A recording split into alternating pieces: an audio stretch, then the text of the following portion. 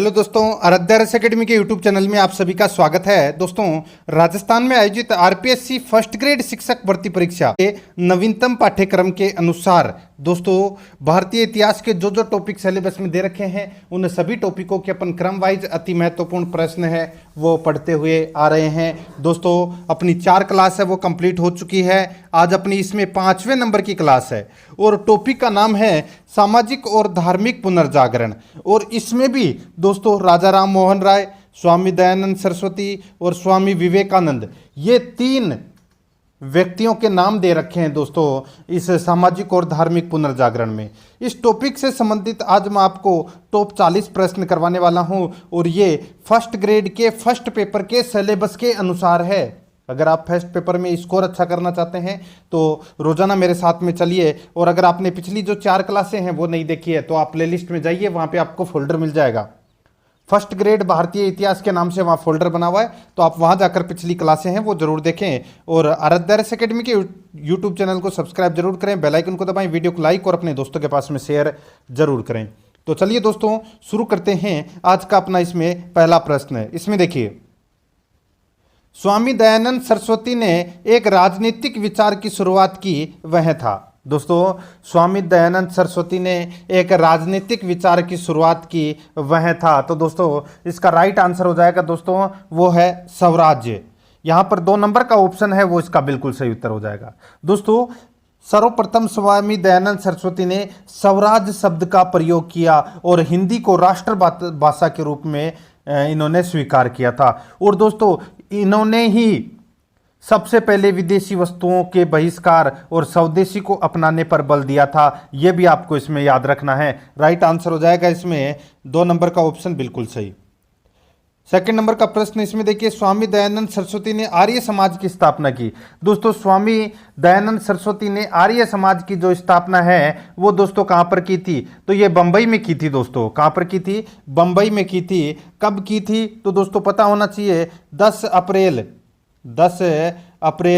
दोस्तों 1875 को बंबई में आर्य समाज की स्थापना की थी। दोस्तों स्वामी दयानंद सरस्वती का मूल नाम मूल शंकर था, यह भी आपको इसमें याद रखना है। दोस्तों इनका जो मुख्य उद्देश्य था इस आर्य समाज का, ठीक है, प्राचीन वैदिक धर्म को शुद्ध रूप से पुनः स्थापना करना था इसका प्रमुख उद्देश्य। तो यहां पर इसमें राइट आंसर हो जाएगा 1 नंबर का ऑप्शन बिल्कुल सही। इन्होंने पुनः वेदों की ओर लौटो, इसका भी दोस्तों इन्होंने एक नारा दिया था, यह भी आपको याद रखना है। तो यहां पर 1 नंबर ऑप्शन बिल्कुल सही। देखिए 3 ही व्यक्तियों के नाम दे रखे हैं, राजा राम मोहन राय, दयानंद सरस्वती और विवेकानंद, ठीक है, इनसे बाहर कुछ भी नहीं है।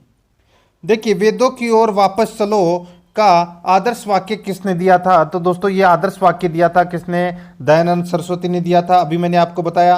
राइट आंसर इसमें 1 नंबर का ऑप्शन हो जाएगा।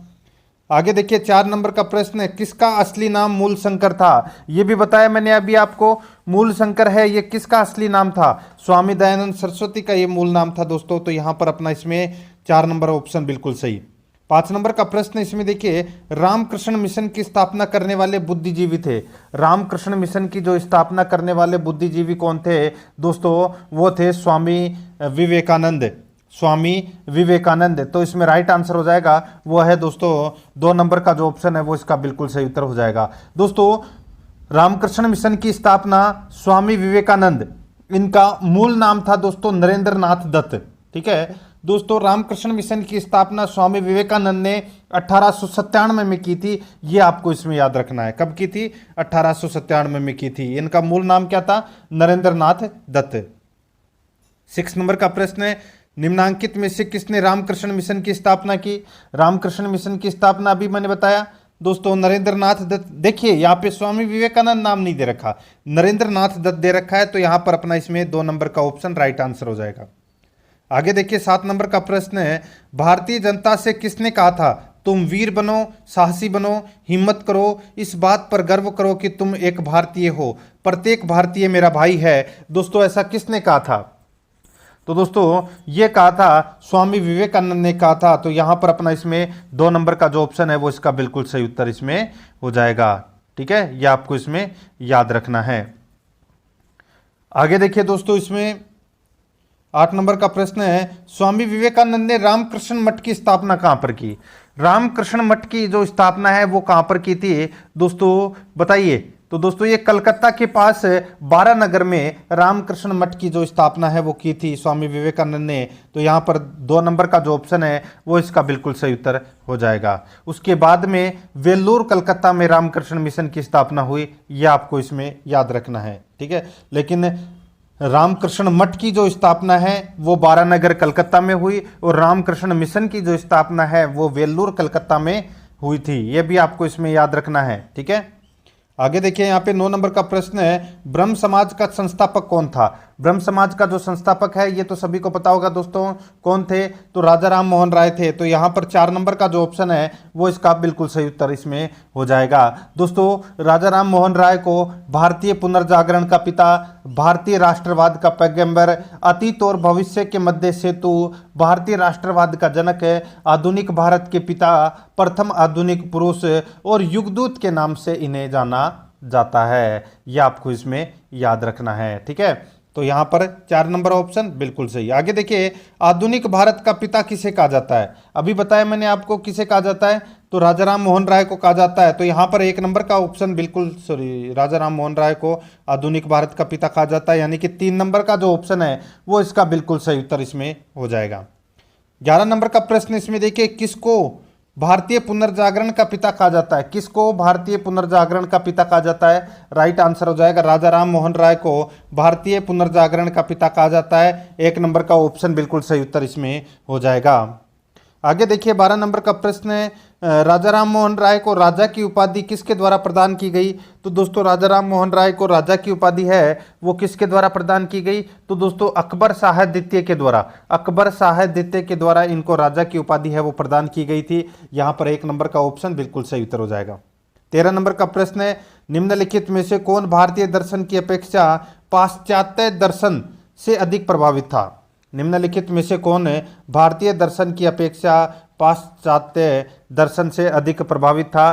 तो यहाँ पर अपना इसमें राइट आंसर हो जाएगा, वो है राजा राम मोहन राय। दोस्तों आप सभी को पता होगा इनके द्वारा हिंदू धर्म का पहला सुधार आंदोलन ब्रह्म समाज चलाया, ब्रह्म समाज की स्थापना की थी इन्होंने, ठीक है। यह तो आप सभी को पता ही होगा। राइट आंसर हो जाएगा इसमें 4 नंबर का ऑप्शन बिल्कुल सही। आगे देखिए यहाँ पे मिरात उल अखबार किसके द्वारा प्रकाशित या किसके द्वारा स्थापित किया गया? मिरात उल अखबार किसके द्वारा स्थापित किया गया? सही उत्तर हो जाएगा दोस्तों ये राजा राम मोहन राय के द्वारा स्थापित किया गया। 1 नंबर का जो ऑप्शन है वो इसका बिल्कुल सही उत्तर हो जाएगा। इसका प्रकाशन है वो 1822 ईस्वी में राजा राम मोहन राय ने किया था, ठीक है। और ये जो अखबार था मिरात उल अखबार ये फारसी भाषा में था, ठीक है। और यह फारसी में प्रकाशित होने वाली पहली पत्रिका थी, यह भी आपको इसमें याद रखना है। तो यहां पर इसमें 1 नंबर ऑप्शन बिल्कुल सही। आगे देखिए, निम्नलिखित में से कौन एक सही सुमेलित है?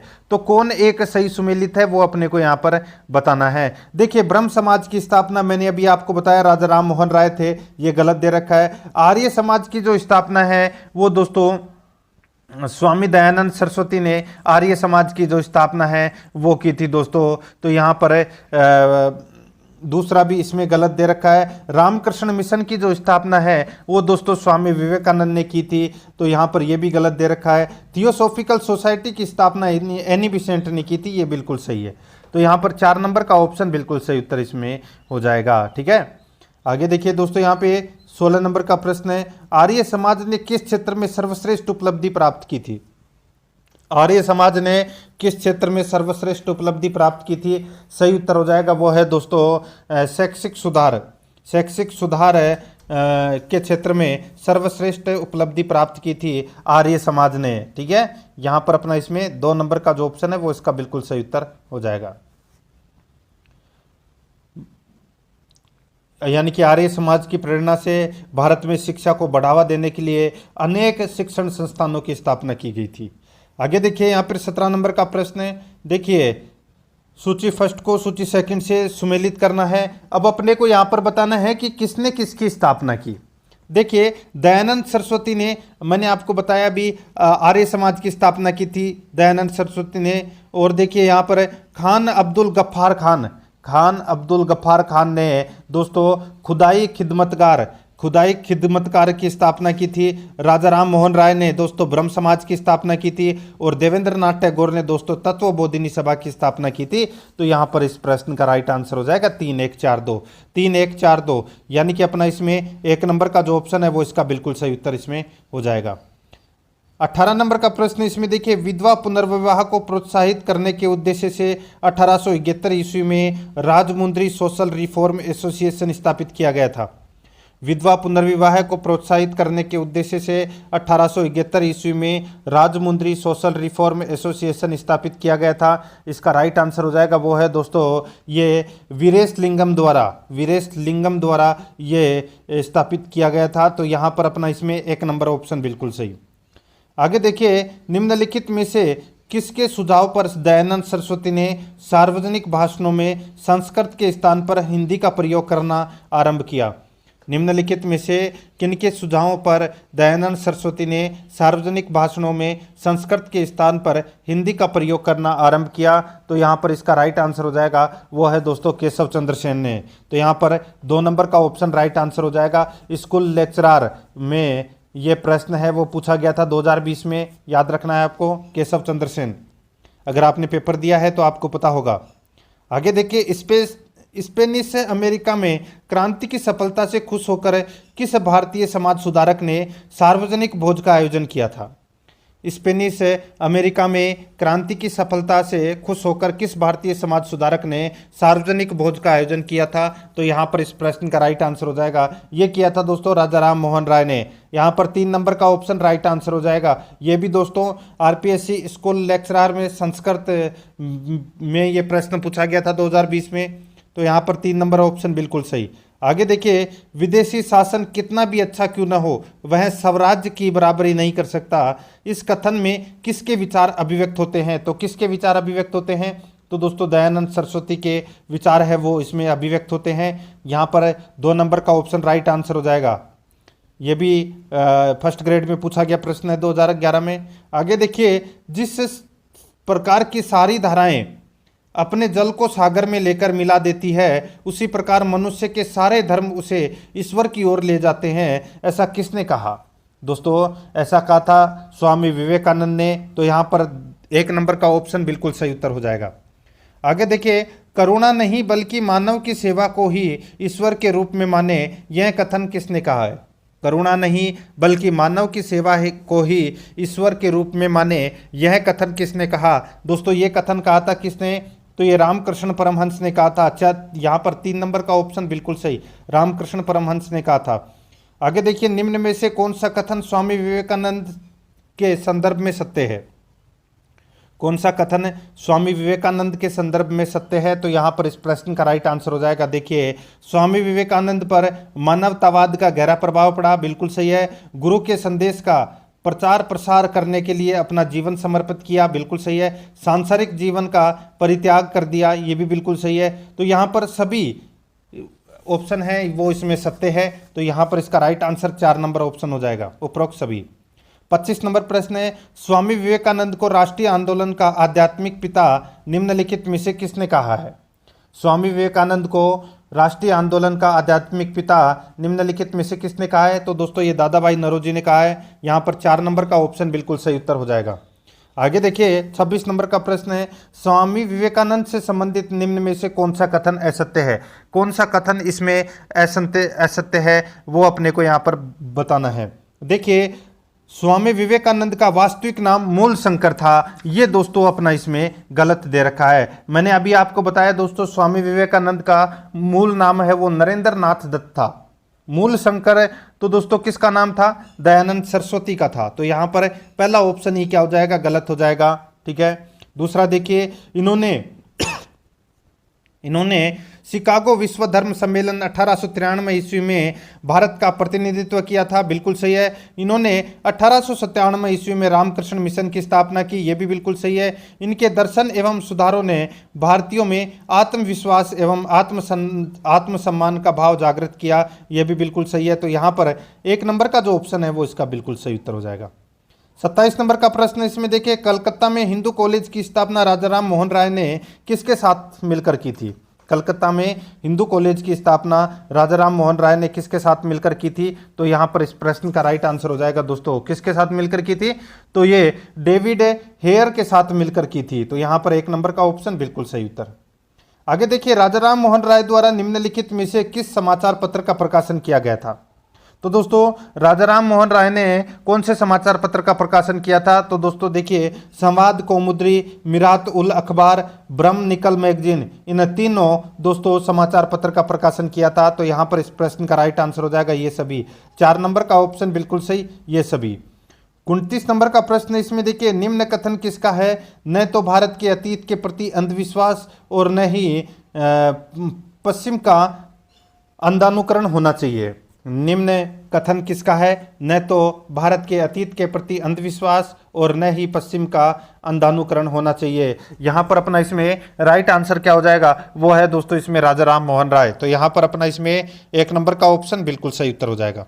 30 नंबर का प्रश्न इसमें देखिए, स्त्रियों के हितार्थ राजा राम मोहन राय द्वारा किए गए प्रयासों में निम्नलिखित में से कौन सम्मिलित था? कौन सम्मिलित था वो अपने को यहाँ पर बताना है और कूट भाषा में उत्तर देना है। देखिए, बहुविवाह तथा विधवाओं की अवनत स्थितियों यानी कि स्थिति की आलोचना की, बिल्कुल सही है। स्त्रियों के संपत्ति और विरासत संबंधी अधिकारों के हिमायती थे, बिल्कुल सही है। अमानवीय सती प्रथा के खिलाफ ऐतिहासिक आंदोलन चलाया, ये भी बिल्कुल सही है। तथा 1829 ईस्वी में बेंटिंग द्वारा सती प्रथा को प्रतिबंधित कराने का सफल प्रयास किया, दोस्तों बिल्कुल सही है। ये तीनों कथन हैं, ये राजा राम मोहन राय के संबंध में ये सभी कथन सत्य है। तो यहाँ पर 4 नंबर का ऑप्शन बिल्कुल सही उत्तर हो जाएगा।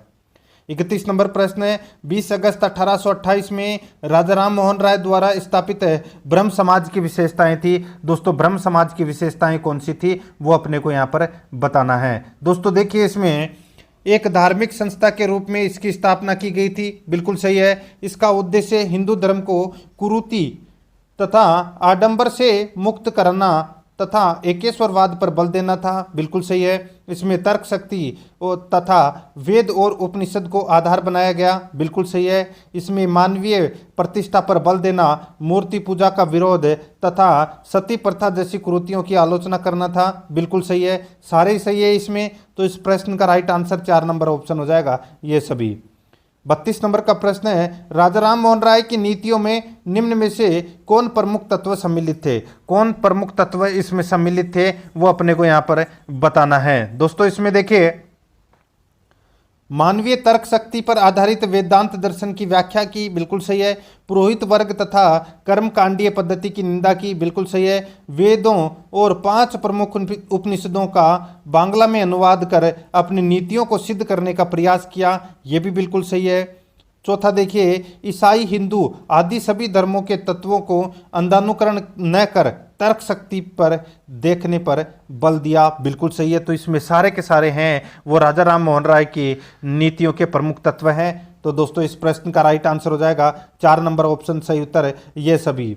आगे देखिए, यहाँ पर 33 नंबर का प्रश्न है, राजा राम मोहन राय के संबंध में कौन सा कथन सत्य है? राजा राम मोहन राय के संबंध में कौन सा कथन इसमें सत्य है वो अपने को यहाँ पर क्या करना है, बताना है। दोस्तों इसमें देखिए, ये प्राच्य और पाश्चात्य चिंतन के संश्लिष्ट रूप के प्रतिनिधि थे, बिल्कुल सही है। वे आधुनिक भारत के प्रथम नेता के रूप में जाने जाते हैं, बिल्कुल सही है। वे संस्कृत, फारसी, अरबी, अंग्रेजी, फ्रांसीसी, ग्रीक और हिब्रू भाषाओं के ज्ञाता थे, बिल्कुल सही है। इन्होंने पटना में कुरान, फारसी तथा अरबी साहित्य का अध्ययन किया तथा वाराणसी में संस्कृत साहित्य और हिंदू दर्शन का दोस्तों इन्होंने अध्ययन किया।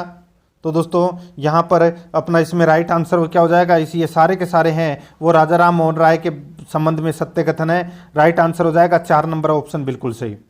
आगे देखिए, राजा राम मोहन राय द्वारा लिखित पुस्तक तोहफा उल मवाहिदीन की विषय वस्तु क्या थी? बताइए।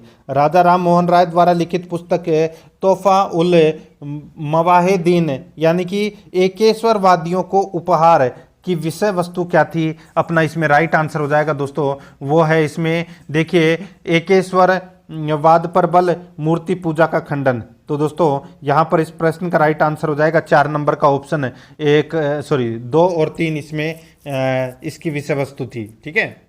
आगे देखिए यहाँ पर 35 नंबर का प्रश्न है, निम्न कौन से कथन राजाराम मोहन राय के कार्यों के संदर्भ में सत्य है। तो कौन से कथन राजाराम मोहन राय के संबंध में सत्य है। तो यहाँ पर देखिए दोस्तों 1815 ईस्वी में आत्मीय सभा की स्थापना की राजाराम मोहन राय ने, बिल्कुल सही है।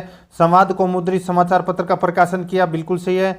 हिंदू कॉलेज 1825 में वेदांत कॉलेज की स्थापना की, बिल्कुल सही है। राइट का आंसर क्या हो जाएगा इसमें, उपरोक्त सभी सारे ही सत्य हैं। आगे देखिए ब्रह्म समाज ने किसके समर्थन में सक्रिय आंदोलन किया, किसके समर्थन में सक्रिय आंदोलन किया। तो दोस्तों इसका राइट आंसर क्या हो जाएगा दोस्तों, ये किया था विधवा विवाह एवं स्त्री शिक्षा के समर्थन में इन्होंने सक्रिय आंदोलन किया। तो यहाँ पर 1 नंबर ऑप्शन बिल्कुल सही। आगे देखिए आर्य श्रेष्ठ जन थे, वेद ईश्वरीय ज्ञान तथा भारत भूमि विशिष्ट भूमि है, ये युक्ति किसने कही थी। आर्य श्रेष्ठ जन थे, वेद ईश्वरीय ज्ञान तथा भारत भूमि विशिष्ट भूमि है, ये युक्ति किसने कही थी। दोस्तों ये युक्ति कही थी किसने, तो ये स्वामी दयानंद सरस्वती ने ये युक्ति कही थी। 1 नंबर ऑप्शन बिल्कुल सही। आगे देखिए आर्य समाज किन विवादास्पद आंदोलन के कारण कमजोर हो गया। तो दोस्तों आर्य समाज किन विवादास्पद आंदोलन के कारण कमजोर हो गया, इसका राइट आंसर हो जाएगा वो है दोस्तों शुद्धि कार्यक्रम एवं गोरक्षा आंदोलन के कारण ये कमजोर हो गया। तो यहाँ पर अपना इसमें 1 नंबर ऑप्शन बिल्कुल सही। 39 नंबर का प्रश्न है, निम्न में से कौन सा कथन आर्य समाज के सिद्धांत के संदर्भ में सत्य है।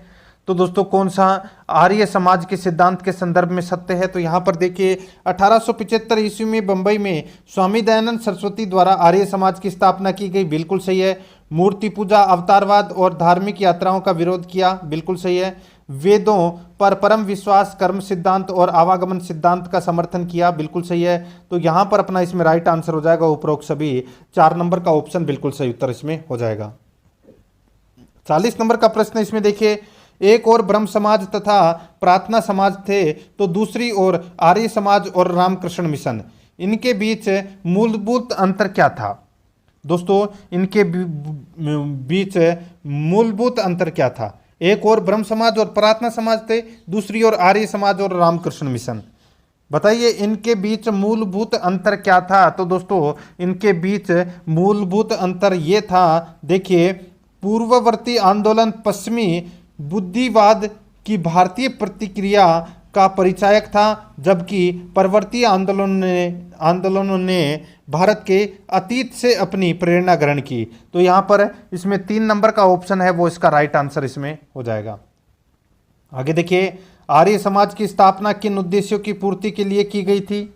दोस्तों यहाँ पर देखिए भारतीय सभ्यता एवं संस्कृति पर पड़ने वाले पाश्चात्य प्रभाव को रोकने के लिए, वैदिक धर्म को पुनर्प्रतिस्थापित करने के लिए, चातुवर्ण व्यवस्था को कर्म के आधार पर समर्थन देना, जन्म आधारित नहीं, बिल्कुल सही है।